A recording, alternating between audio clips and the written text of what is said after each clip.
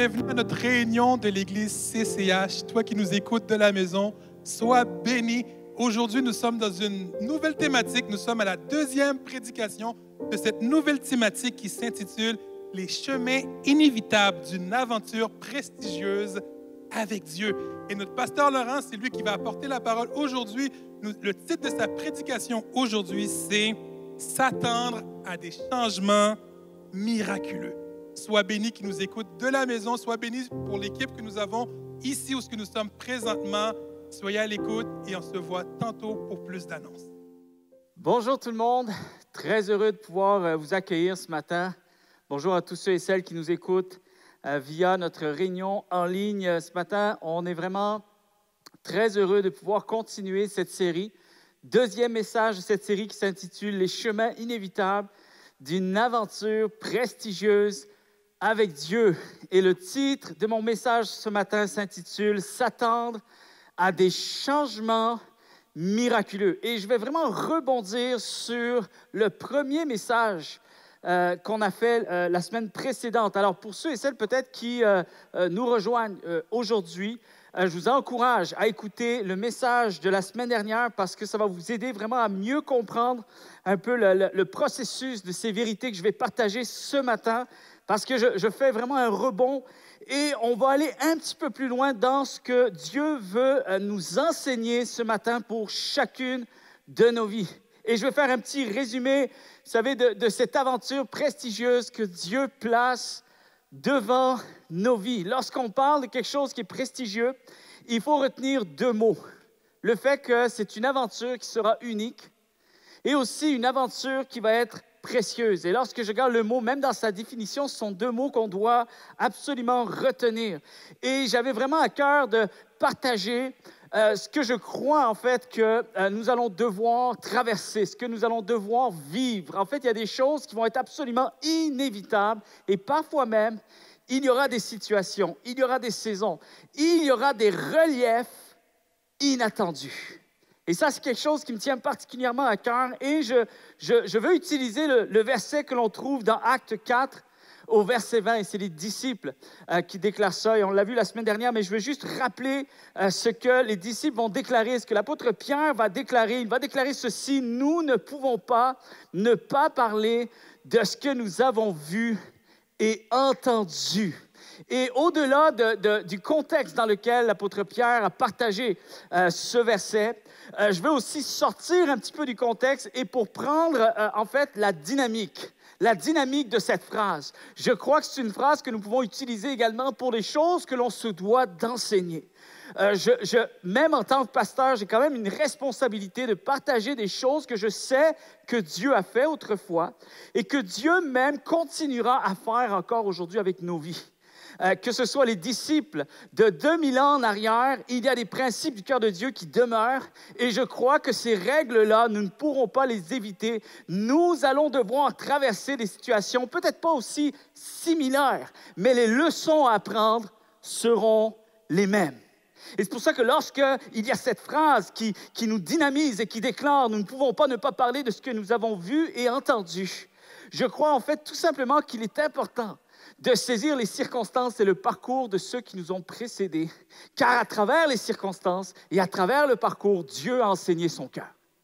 À travers les situations de vie, Dieu a permis à des êtres humains tout à fait ordinaires de saisir le cœur de Dieu, d'apprendre à le connaître encore plus et même aussi de cheminer dans leur foi.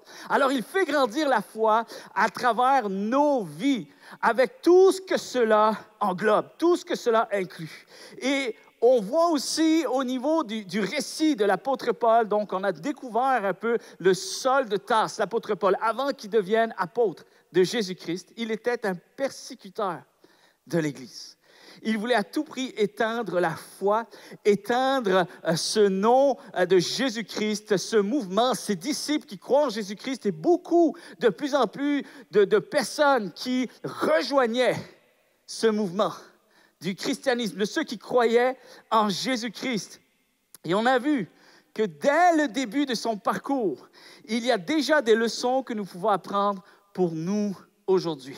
Et la première des choses que nous avons vues alors que Paul désire rejoindre Damas, et je vais en reparler un petit peu plus aujourd'hui parce qu'il y a une vérité qui doit ressortir aussi de ce contexte-là, qui doit nous saisir profondément aujourd'hui. Mais on voit une chose, c'est que c'est un homme qui contrôle les choses. C'est un homme qui a bien son avenir entre les mains et c'est un homme qui est déterminé à accomplir ce que lui désire accomplir.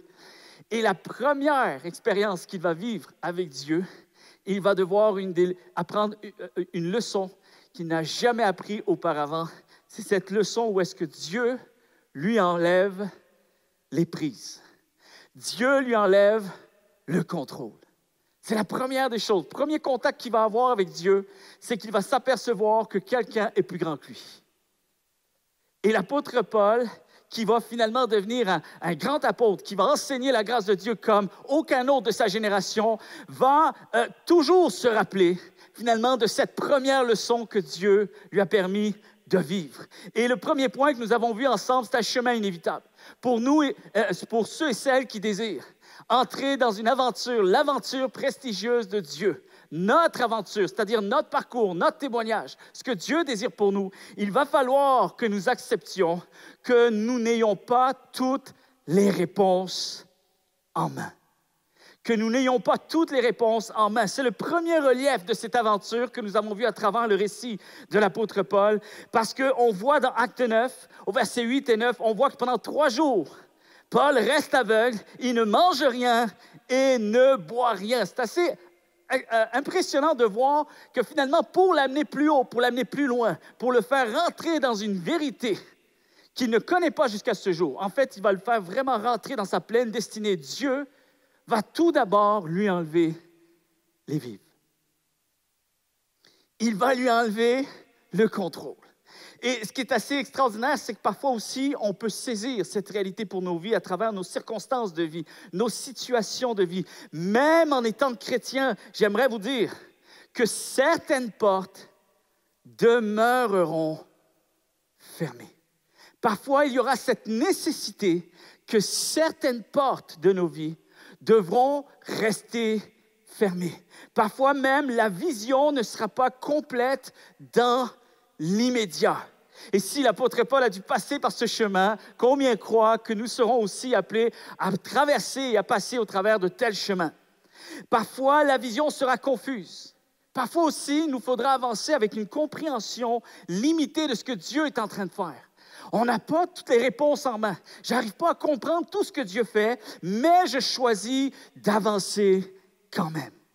Parfois même, les promesses et les rêves ne s'accompliront pas toujours selon nos délais et n'auront pas toujours la forme que nous avions envisagée.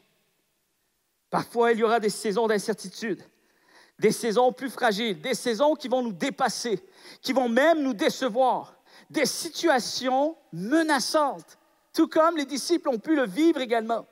Mais aussi, parfois, on peut être amené à faire même des prières fragiles et vulnérables face à ce que l'immédiat placera devant nous.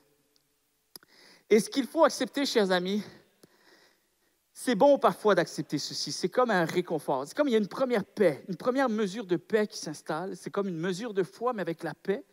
C'est d'accepter que tout cela peut faire partie du processus même divin. Que ça peut faire partie des reliefs que va comporter notre aventure prestigieuse avec Dieu. Accepter d'avancer avec tout ce qui n'existe pas encore. Avancer malgré tout ce qui est loin d'être parfait. Accepter d'avancer même en étant dépassé par les événements, par les circonstances. Et accepter aussi que certaines choses, nous n'aurons pas le pouvoir de les changer. L'humilité d'admettre qu'il y a des choses que je peux changer, mais aussi l'humilité d'admettre qu'il y a des choses que je ne peux pas changer. Et c'est aussi ça l'aventure de Dieu pour notre vie. C'est aussi comme ça que Dieu nous fait grandir dans la foi. C'est aussi de cette manière que Dieu se révèle à nous. Parce que pourquoi? Parce que nous nous positionnons dans un état de vulnérabilité, d'humilité, d'ouverture, et finalement, on lâche prise et on accepte de laisser Dieu faire le travail à notre place. Quelqu'un devrait dire Amen. Parfois, la volonté de Dieu, chers amis, peut nous effrayer. Certains reliefs vont même nous accabler. D'autres fois, nous serons déçus. Certaines fois, on va avoir envie de contester, de négocier ou même de se mettre en colère. Mais si notre foi entre en action et demeure continuellement authentique, nous ne succomberons pas à aucune de ces tentations. Et ça, c'est la bonne nouvelle. Ça, c'est la bonne nouvelle. Je ne comprends pas tout ce qui m'arrive, mais je fais confiance à Dieu. Je fais confiance au Seigneur Jésus-Christ et je continuerai à faire sa volonté. Nous avons vu que la foi consiste à demeurer en paix. Demeurer dans la paix, entrer dans le repos de Dieu, demeurer en paix. Et entrer dans le repos de Dieu signifie ceci, que même si nous traversons des difficultés, nous avons confiance que Dieu le réglera. Dieu le réglera, il s'en chargera. Nous devons être en paix avec notre situation, même si tout n'est pas aussi parfait que nous l'avions envisagé. La paix, chers amis, est l'essence même de la foi. La paix et la foi sont deux choses qui travaillent ensemble. Croire que Dieu est souverain vient alimenter la paix. De croire que Dieu est au contrôle, si nous croyons vraiment que Dieu a la situation bien en main et qu'il nous dirige, qu'il dirige chacun de nos pas, nous pouvons alors rester en paix. Nous pouvons rester en paix. Alors, je sais que ça peut être parfois difficile d'entendre ceci, surtout lorsqu'on traverse des circonstances, des zones de turbulence dans notre vie. Alors, je fais attention parce que parfois, lorsqu'on prêche l'Évangile, il peut y avoir cette notion de condescendance, comme si nous partageons des vérités, tu fais avec, tu sais, c'est comme, il y a un côté radical, mais ça peut aussi sonner comme si on manque de compassion, comme si on manque d'amour, on manque de sensibilité. Maintenant, j'aimerais vous dire que ce sont des vérités que je ne peux pas ne pas prêcher. Ce sont des vérités que je ne peux pas ne pas enseigner. Parce qu'il y a tout simplement une évidence que ce que Dieu a fait avec d'autres hier, il continuera à le faire avec nous aujourd'hui. Et ça, je ne peux pas l'inventer, je ne peux pas l'effacer, je ne peux pas créer une autre histoire. Je ne peux pas créer un autre processus. Et même après 23 ans, bientôt 24 ans de vie chrétienne, je dois réaliser que, alors que je lis les Saintes Écritures, à chaque fois que j'ouvre ma Bible, j'arrive à percevoir finalement il y a des réalités très similaires à la mienne. Des sentiments humains qui sont très similaires aux miens. Et je dois réaliser que finalement, on est tous pareils. On mène tous le même combat. On est tous dans le même bateau. Et je ne peux pas l'éviter. Je ne peux pas enseigner autre chose. Je dois me fier à ce qui est là depuis toujours. Le processus divin est le même. Et il continuera à demeurer dans notre vie. Maintenant, il y a une bonne nouvelle.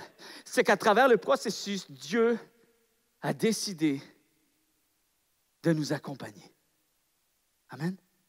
Dieu a décidé de nous accompagner. Et c'est ça la bonne nouvelle. C'est ça la beauté de l'Évangile. Et c'est important aussi de comprendre que Dieu nous demande de ne pas nous inquiéter. Dieu nous demande de ne pas nous inquiéter. Et il est en droit de pouvoir nous demander une telle chose. Pourquoi? Parce qu'il est crédible. Parce que lorsque lui dit « ne vous inquiétez de rien », il faut se rappeler qui il est pour dire ça.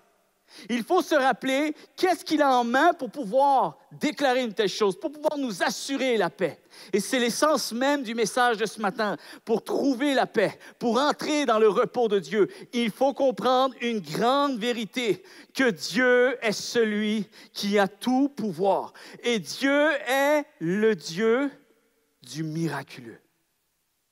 Et je sais que ça fait cliché. Je sais que lorsqu'on parle de la foi, attends-toi à ce que Dieu fasse des grandes choses. Maintenant, est-ce qu'on peut entrer ce matin dans une compréhension plus profonde? C'est quoi le mécanisme? C'est quoi la vérité en arrière? C'est quoi l'enseignement véritable que Dieu nous prodigue à travers cette nature qu'il est un Dieu miraculeux, un Dieu prodigieux, un Dieu qui fait des changements tels que l'homme ne peut pas le faire? Alors, il faut comprendre cette réalité. C'est pour ça que Dieu dit, ne vous inquiétez de rien.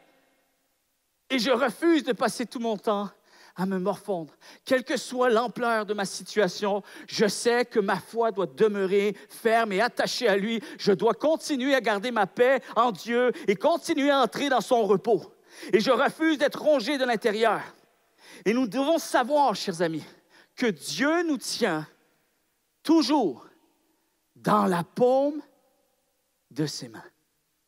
Amen. Il faut être convaincu de sa bonté à notre égard, de son amour à notre égard. Peu importe où nous sommes, nous devons accepter notre situation comme étant celle que Dieu veut que nous occupions. Je sais que ça peut être difficile en ce moment, mais si nous croyons que Dieu est au contrôle, si nous remettons notre vie constamment entre ses mains, alors il faut croire que même les circonstances sont encore entre ses mains. Et la philosophie de l'apôtre Paul, c'est que lui avait une notion, avait une devise, il y avait un principe. Et je pense que ça l'a aidé vraiment à traverser le parcours. Et on sait que le parcours de l'apôtre Paul ne sera pas un parcours si agréable. Vraiment, sincèrement, des reliefs, si vous voulez en voir des reliefs dans la vie d'un disciple de Jésus-Christ, allez étudier la vie de l'apôtre Paul. Et vous allez vous apercevoir que oui, il y a des victoires, oui, parfois il sort de circonstances plus que vainqueur, et parfois aussi c'est un homme qui est accablé. Parfois c'est un homme aussi qui doute de ce que finalement, est-ce que je vais réussir à rester en vie? J'ai l'impression que c'est la fin, j'ai l'impression que c'est fini. Mais il attribuait tous les changements inattendus et inévitables de sa vie à l'œuvre de Dieu. Ça, c'est extraordinaire. Et on le voit juste à travers Acte 16. Je ne lirai pas, mais vous pouvez étudier le contexte de Acte 16. On voit aussi qu'il attribue à l'œuvre de Dieu même les changements de trajectoire. Les changements de trajectoire. Il attribue à l'œuvre de Dieu des projets qui avortent. Et sa devise, c'est « Dieu en a décidé autrement. Nous avions nous avions prévu de vivre ceci, cela, mais Dieu a choisi de changer la trajectoire. Alors, plutôt que de sombrer dans la déception, dans la colère, dans la frustration, il avait appris à continuer à dire merci à Dieu en toutes circonstances. C'est extraordinaire. Cette semaine, j'ai eu une discussion avec mon fils, William. Et on parle de son avenir, il a des projets déjà, il sait déjà qu'est-ce qu'il veut faire dans la vie. Et il veut vivre dans un pays et tout ça. Bref, il parle de ça. Et là, il met Dieu dans la discussion. On est dans la voiture, on roule pendant 15 minutes et il met Dieu dans la discussion. Il me dit, papa, il ne faut pas s'inquiéter parce que si c'est la volonté de Dieu que je fasse cela, que j'aille à tel endroit, il va ouvrir les portes. Et on va se réjouir de ce que Dieu ouvrira les portes. Et moi, je dis, la suite, il y a une suite. Il dit, c'est pas fini, la leçon n'est pas finie, tu ne peux pas mettre un point là-dessus. Je dis, qu'est-ce que tu veux dire? Puis j'aime bien discuter avec lui parce que des fois, il comprend. Il y a vraiment une bonne... des discussions un petit peu plus profondes. Là, lui, il arrive à saisir. Il aime ça même. Je voyais, mais qu'est-ce que tu veux dire? Alors, il posait des questions. Donne-moi un indice, qu'est-ce que tu veux dire? Je dis, il faut que tu... Là, tu viens de dire, on va se réjouir que Dieu va ouvrir des portes. Si c'est sa volonté, Dieu va ouvrir des portes. Si c'est notre désir, c'est sa volonté, Dieu va ouvrir des portes. Et on va dire merci du fait que Dieu ouvre des portes. Maintenant, il y a une suite. Il faut, William, que tu apprennes également à dire merci à Dieu, même pour les portes qu'il va fermer. Parce qu'une porte fermée est tout aussi précieuse qu'une porte ouverte avec Dieu. Si c'est Dieu qui ferme la porte, j'ai toutes les raisons de pouvoir dire un grand merci à Dieu. C'est un cadeau que Dieu me fait. Parce que le plus important, ce n'est pas que les portes s'ouvrent comme je veux. Le plus important, c'est de me savoir toujours au cœur de sa volonté. Et tant que je sais que je suis au cœur de sa volonté, je peux toujours marcher avec une paix profonde dans mon âme.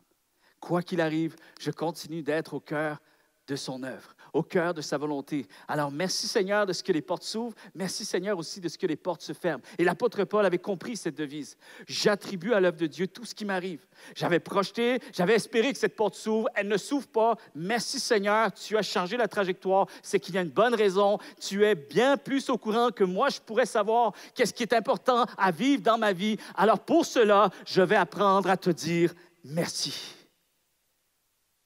La leçon que nous donne la vie de Paul est celle-ci.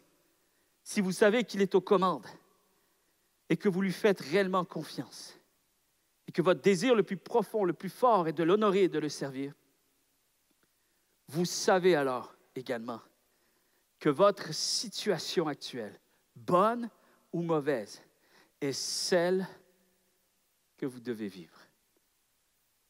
Je sais que ça peut être difficile, mais à travers le témoignage de Paul, il y a cette vérité qui ressort, même si vous avez vécu une injustice, même si on vous traite de manière injuste ou imméritée. Et lui, il pouvait tellement le déclarer, cette réalité. Même si les dernières nouvelles ne sont pas encourageantes, même si nous avons des ennuis financiers et même si nous traversons une période extrêmement difficile, Dieu se révélera à nous.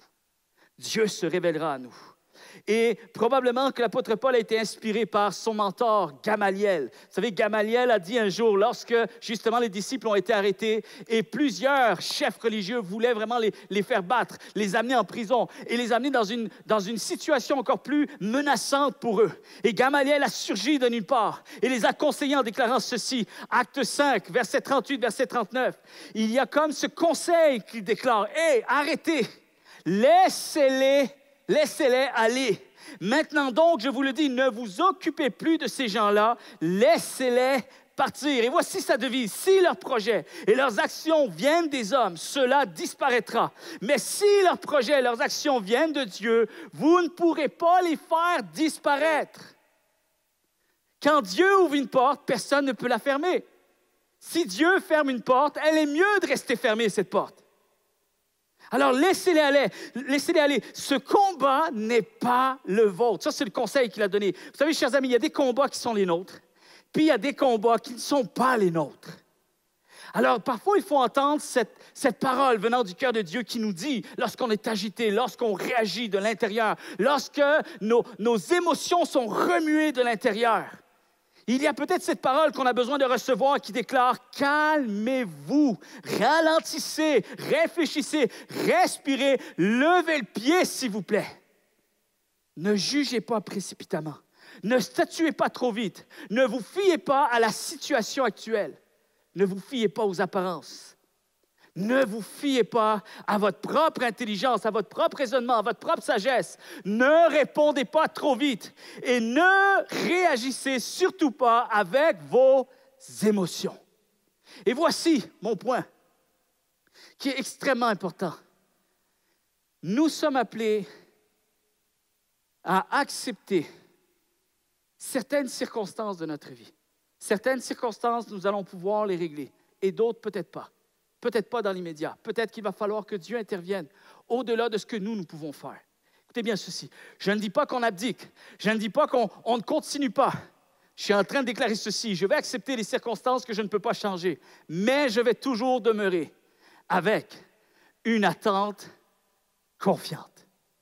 Une attente confiante. Oui, je vais attendre. Oui, je vais être au-devant de ces choses qui me sont imposées, mais je vais garder confiance. C'est-à-dire encaisser le coup avec confiance, s'attendre à des changements miraculeux, parce que la Bible nous encourage et nous enseigne, c'est presque un ordre de devoir s'attendre à Dieu comme étant celui qui peut faire des changements absolument miraculeux. Alors, le repos est aussi intimement lié au fait que nous attendons l'intervention de Dieu pour un changement qui va au-delà de ce que mon raisonnement peut saisir aujourd'hui. Une attente confiante. Et vous savez, j'ai parlé la dernière fois de Damas. Et Damas, si vous vous souvenez bien, je vous ai dit que les chrétiens ont voulu se réfugier à Damas parce que c'était la dernière destination ultime. Jusque-là, Paul, qui à ce moment-là, on l'appelle Saul de Tarse, est reconnu comme le persécuteur étant doté d'une rage meurtrière, déterminé. Le gars va aller jusqu'au bout. Et les chrétiens ont été dispersés. Il y a vraiment une persécution à ce moment-là de l'histoire. Juste après le meurtre d'Étienne, l'Église est dispersée. L'Église est vraiment persécutée. Et les chrétiens ont peur et ils fuient. Et ils trouvent une solution. On essaie de trouver des avenues. Et la meilleure avenue qu'ils aient pu trouver, c'est d'aller se réfugier à Damas. C'est pour ça que Paul va vers Damas.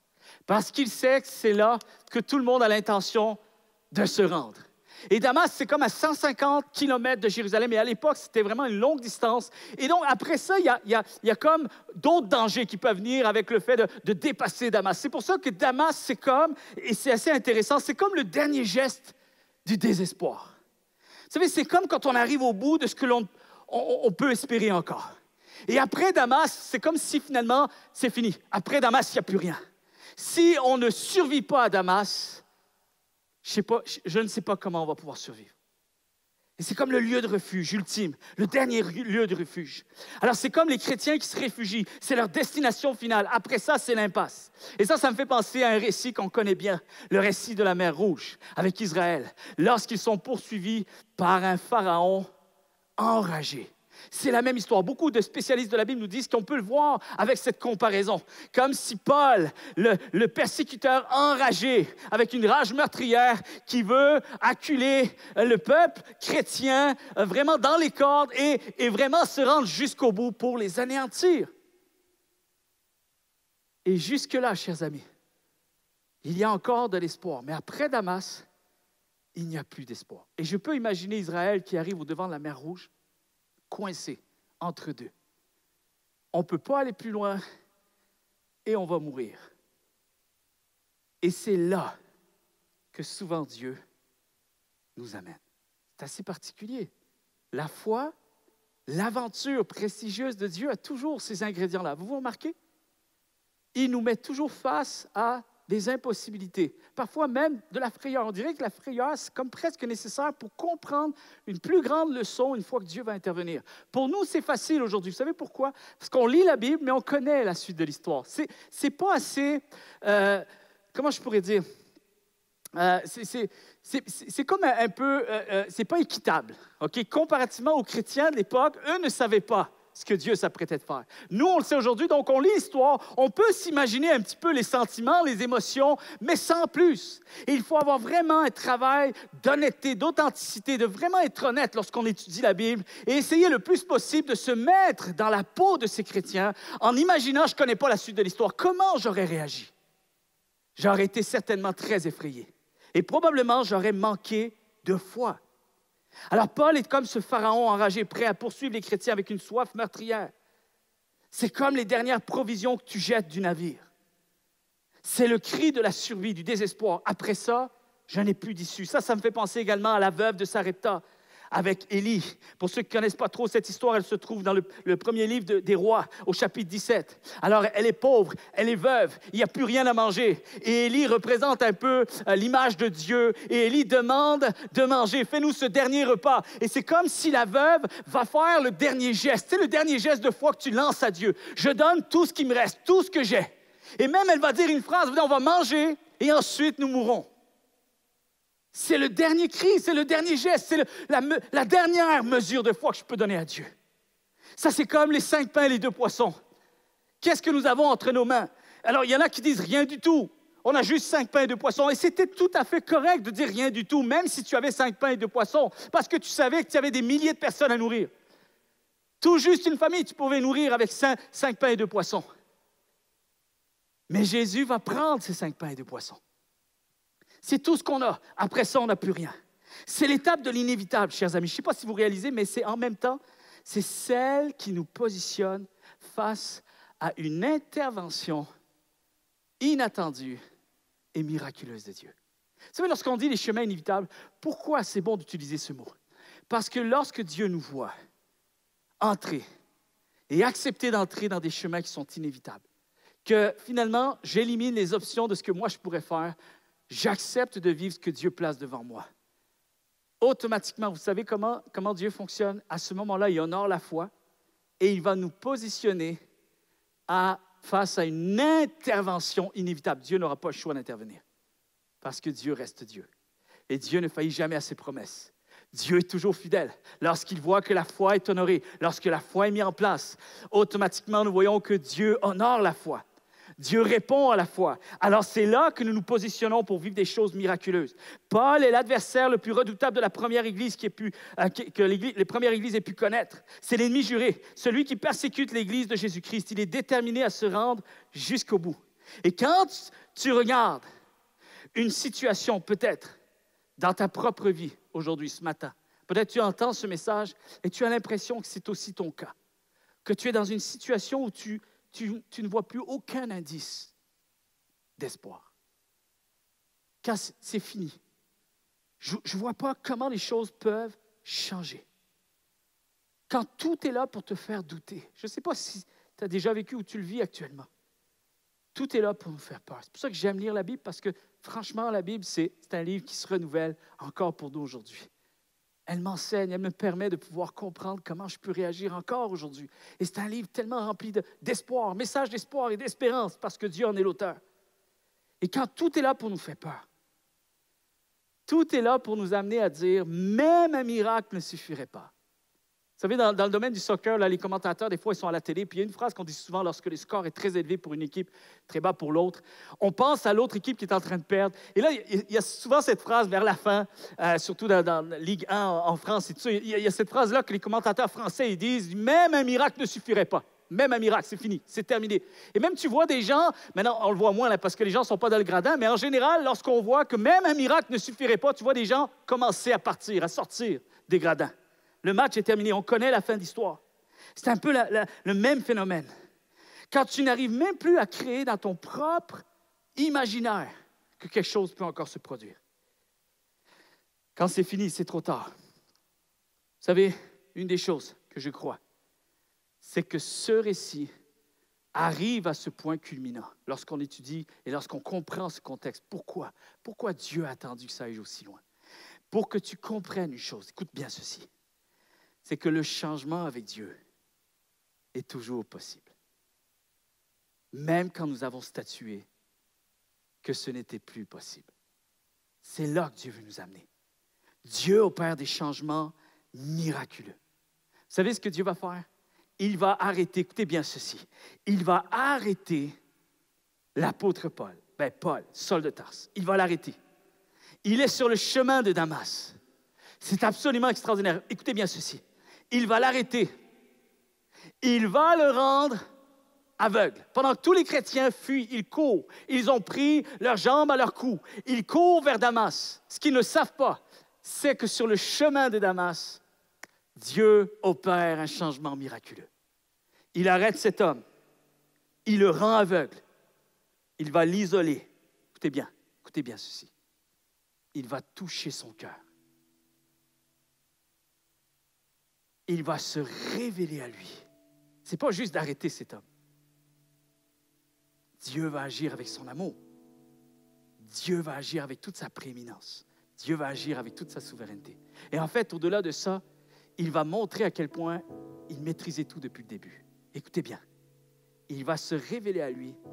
Il va l'appeler à son service. Regardez le contraste incroyable, changement miraculeux. Là, on parle d'un miracle. Vous voulez un miracle? Ça, c'en est un. Écoutez bien ceci. Il va faire de lui le plus grand persécuteur rebelle. Il va faire de lui l'un des plus grands apôtres que l'histoire n'ait jamais connu.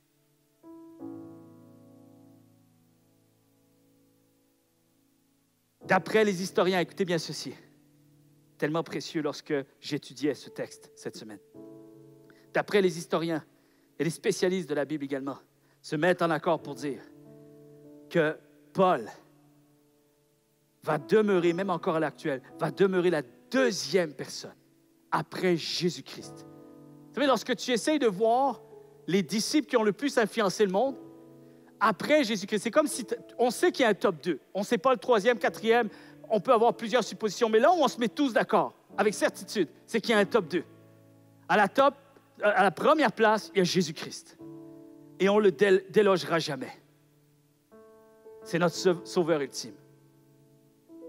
Mais à la deuxième place, après Jésus-Christ, il y a l'apôtre Paul qui arrive. Pourquoi? Parce qu'on déclare et on est en train de dire que cet homme-là, après plusieurs milliers d'années d'histoire, il continue, après Jésus-Christ, en top 2, bien sûr, toujours, il continue. C'est l'homme qui continue le plus à nourrir nos âmes des vérités les plus édifiantes que celles de n'importe quel autre mentor de l'histoire. quand tu y penses, c'est que tu étudies aujourd'hui ce que Dieu a fait de cet homme-là, et c'est là que tu retournes au contexte. Tu vois finalement ce contexte tellement douloureux, tellement effrayant, que là où on pensait qu'aucun miracle ne pouvait arriver, qu'aucun changement ne pouvait avoir lieu, Dieu ne s'est même pas contenté de faire un changement. Il a fait un grand changement. Il a reviré la situation au complet. Ce qui était en haut finit par être en bas. Ce qui est en bas finit par être en haut. Tout est reviré. Tout est complètement à l'extrême, aux antipodes. Écoutez bien ceci. Le comble de ce récit, c'est que celui qui voulait éteindre la foi, celui qui voulait éteindre le message de la grâce, écoutez bien ceci, c'est celui qui va être reconnu. Et aujourd'hui, il est surnommé l'apôtre de la grâce. Au-delà de ce qu'il enseigne, de par ses enseignements, parce qu'on sait que l'apôtre Paul nous enseigne la grâce dans les Saintes Écritures. Il a reçu une révélation comme aucun autre disciple l'ont reçu. Si vous voulez vraiment saisir les profondeurs, les beautés, les richesses de la grâce de Dieu, lisez les épîtres de Paul. Lisez les épîtres comme Romains. Et vous allez être stupéfait, vous allez être émerveillé de ce que la grâce de Dieu peut faire dans notre vie. Comment le cœur de Dieu s'est manifesté à notre égard. Et l'apôtre Paul, non seulement il le déclare avec ses enseignements, mais il le déclare aussi de par sa vie et son parcours. Parce que l'apôtre Paul, à chaque fois qu'il enseigne la grâce de Dieu, chers amis, il se fie à son témoignage. Et il faut comprendre une chose ici. Après Jésus-Christ, c'est le gars qui va le plus nous édifier dans la foi. Tous les grands spécialistes de la Bible disent que l'apôtre Paul est celui qui enseigne le plus après Jésus-Christ. N'est-ce pas extraordinaire? Et on sait que c'est celui qui voulait éteindre la foi. Il y a un contraste incroyable. Lorsqu'on parle d'un miracle, ça s'en éteint. Amen.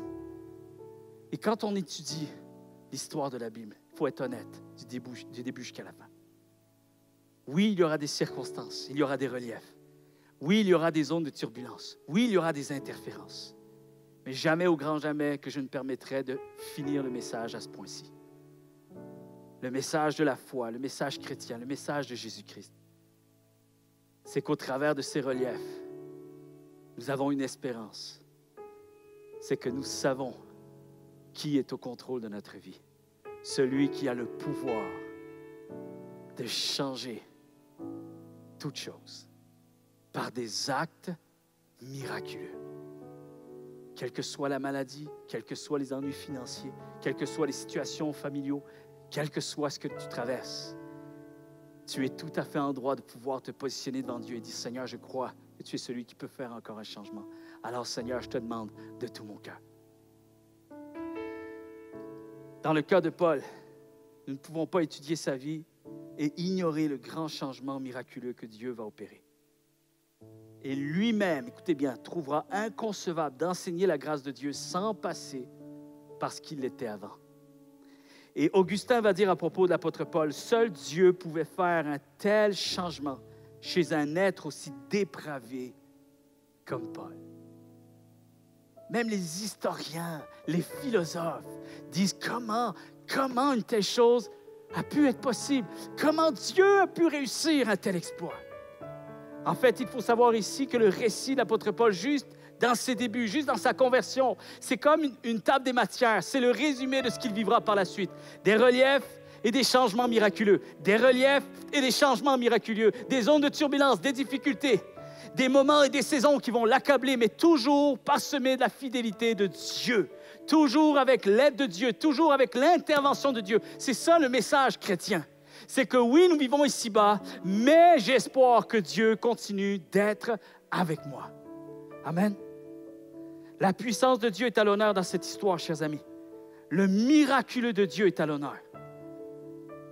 Et vous savez, même l'apôtre Paul déclare de lui-même qu'il est le pire des pécheurs, le premier des pécheurs. Une autre fois, j'expliquerai un petit peu plus ce contexte-là. Qu'est-ce que l'apôtre Paul voulait dire par ça? Mais il faut comprendre que l'apôtre Paul avait accumulé des péchés, avait accumulé des points morts. Il était loin d'être parfait.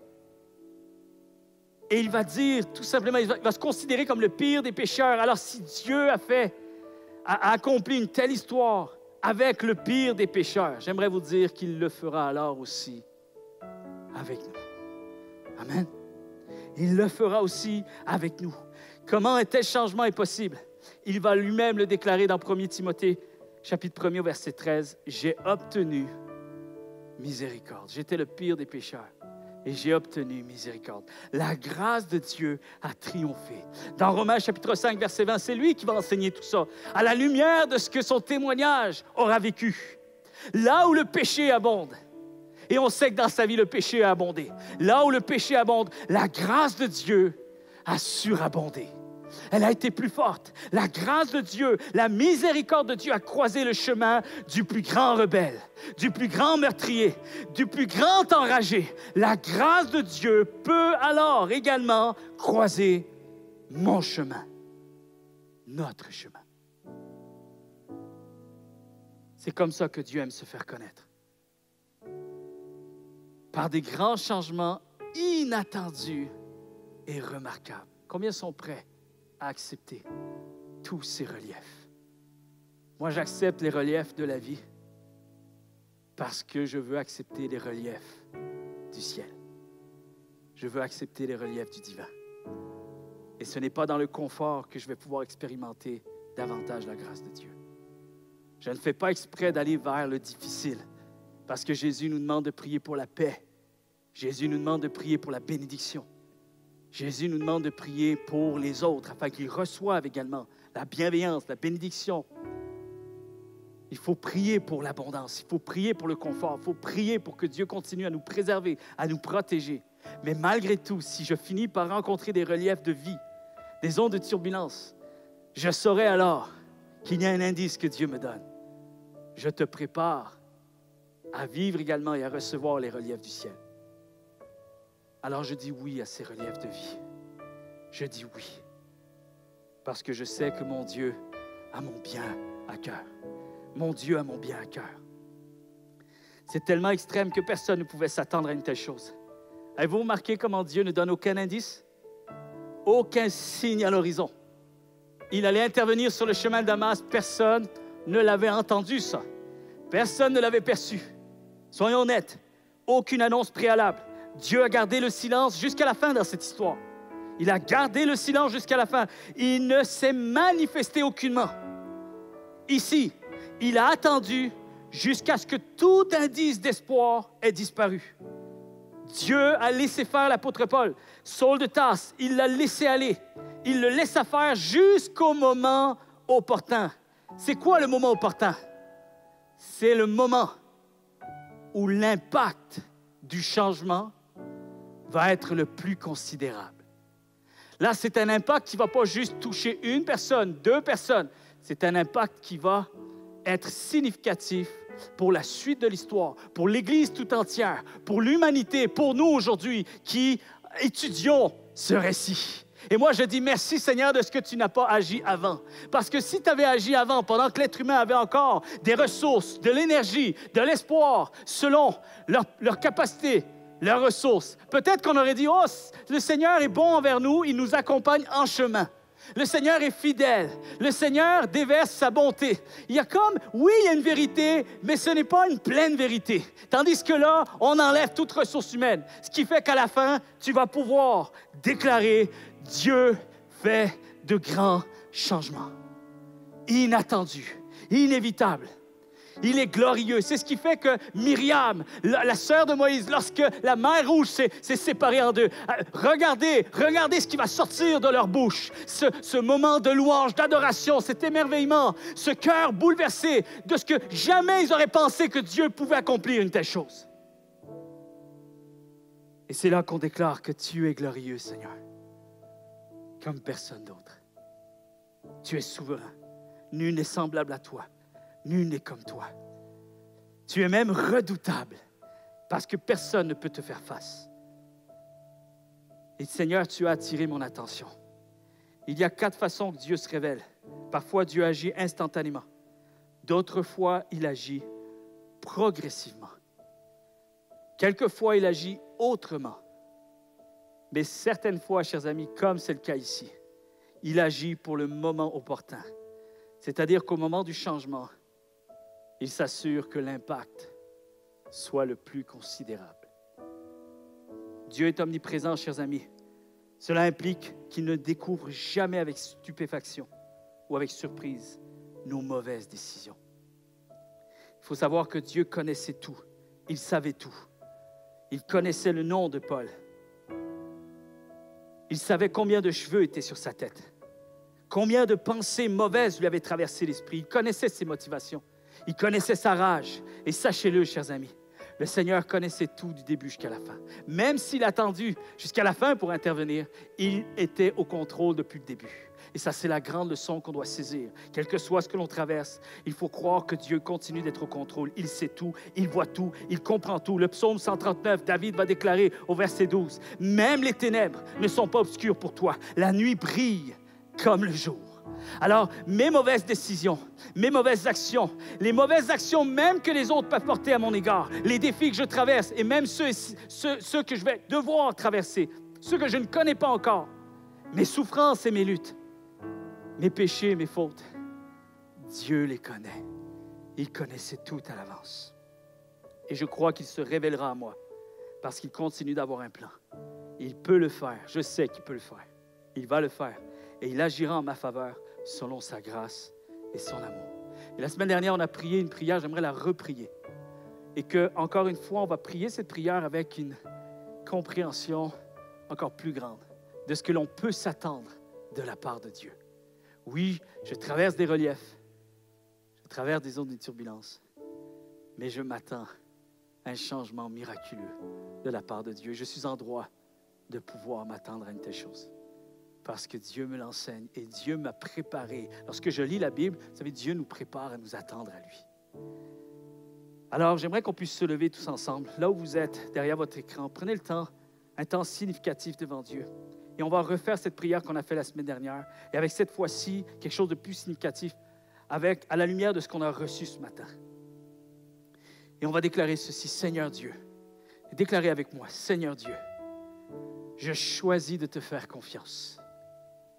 Je sais que tu as ma vie bien en main. Je ne comprends pas tout ce qui se passe, mais je sais que tu as mon bonheur à cœur. Je veux m'arrêter et réaliser que tu es Dieu. Est-ce qu'on peut le déclarer? Je veux m'arrêter et réaliser que tu es Dieu. Le Dieu qui a créé les cieux et la terre. Je veux réaliser que tu es souverain et que tu règnes sur toutes choses. Je veux recevoir ta paix. Je veux apprendre à me reposer en toi. Parle à mon cœur, Seigneur Jésus. Révèle-toi à moi. Calme mes peurs et apaise mon âme. Et on va faire cette prière que David a faite dans le psaume 42, au verset 6. Seigneur, je ne vais pas me laisser décourager. Déclarez-le. Seigneur, je ne vais pas me laisser décourager. Je refuse de m'apitoyer sur mon sort ou de me plaindre de ma vie. Je choisis de compter sur toi. Je choisis de te remercier. Et je déclare que tu es mon sauveur et mon Dieu. Le Dieu du miraculeux. Que le Seigneur vous bénisse abondamment. Et je vous encourage à continuer à garder cette flamme en vous, cette prière, qu'elle puisse continuer à faire écho en chacun de vos quotidiens, dans votre vie, pour chaque détail, chaque aspect. Continuez à garder espoir et sachez une chose, que Dieu est celui qui peut opérer des changements miraculeux. Soyez bénis.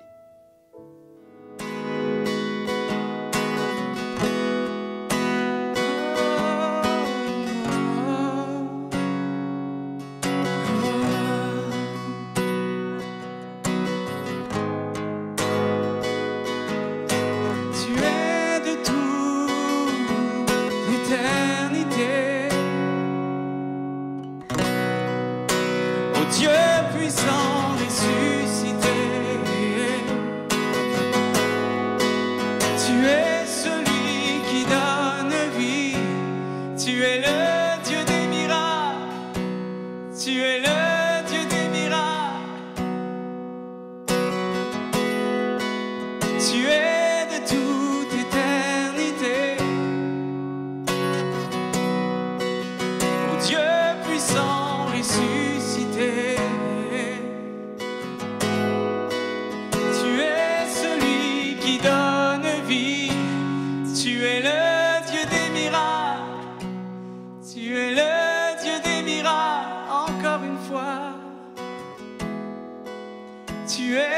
toute éternité.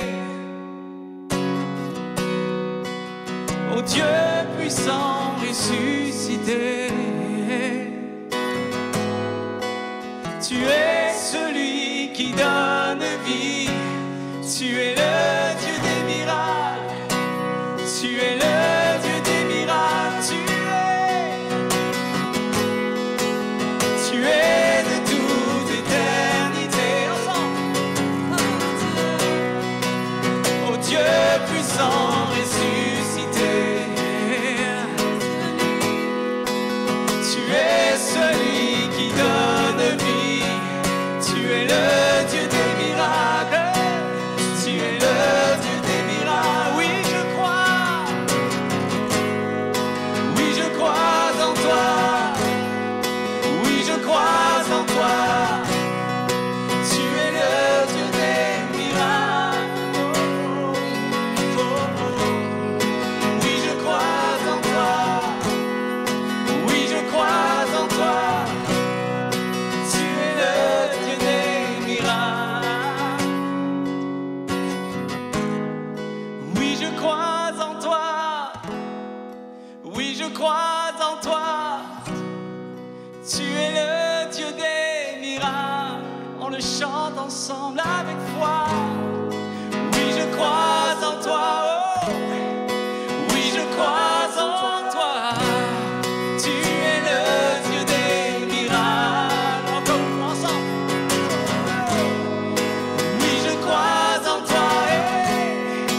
Oui, je crois en toi. Tu es le Dieu des miracles. Oh, oui, je crois en toi. Oui, je crois en toi. Tu es le Dieu des miracles. Oh, tu m'accompagnes chaque jour de ma vie. Je m'appuie sur toi. Tu as les paroles de la vie éternelle, oh Dieu. Je peux compter sur toi, car tu sais toutes choses. Oh Jésus, je crois en toi, malgré les défis, je crois en toi. Oh oui, je crois en toi. Oh, malgré les montagnes, malgré les géants, oh, je continue de croire en toi. Je continue de croire en toi. Mon cœur est à toi. Mon cœur est à toi. Je ne vis plus pour moi. Je vis pour toi, oh Dieu. Mon cœur est à toi. Mon cœur est à toi. Je te donne tout. Je te donne tout. Je te donne tout. Déclarons-le ensemble. Je te donne tout, Jésus. Je te donne tout. Je te donne toute ma vie. Oh, oh, oh, je te donne tout. Oh, je te donne tout. Je te donne tout, Dieu. Aujourd'hui, je te donne tout. Je ne garde rien pour moi. Je te donne tout, Jésus. Tu es mon sauveur, mon rédempteur. Tu es mon Seigneur. Aujourd'hui, je te donne tout. Je te donne tout. Je te donne toute ma vie. Alléluia. Tu es digne d'hommage, Seigneur. Merci d'être ce Dieu miraculeux, mais qui a pour but de prendre soin de chacun de nous. Merci, Seigneur, pour qui tu es. Toi qui nous écoutes au travers des réseaux sociaux, à travers de cette vidéo, si vous avez des questions, si vous avez des requêtes, des prières, peu importe, nous sommes là pour vous. N'hésitez pas à nous contacter et les informations vont apparaître au bas de l'écran. À toutes les semaines, à partir de 11h30, nous avons des capsules pour les enfants du CCH, pour vos enfants, pour nos enfants, donc, qui puissent aussi avoir un temps avec Dieu. Donc, installez-les devant la télévision, devant peu importe le périphérique que vous allez choisir, afin qu'eux autres aussi puissent avoir un temps avec Dieu. Si vous voulez contribuer financièrement au ministère du CCH, et on veut aussi prendre le temps de remercier tous ceux qui le font déjà à l'avance, mais peut-être sur le cœur, sur le désir de contribuer, n'hésite pas à nous contacter. Comme à tous les semaines, soyez bénis et prenez le temps de savourer et de connaître encore plus ce Dieu miraculeux qui est là pour nous, pour chacun de nous. Soyez bénis et on se voit la semaine prochaine.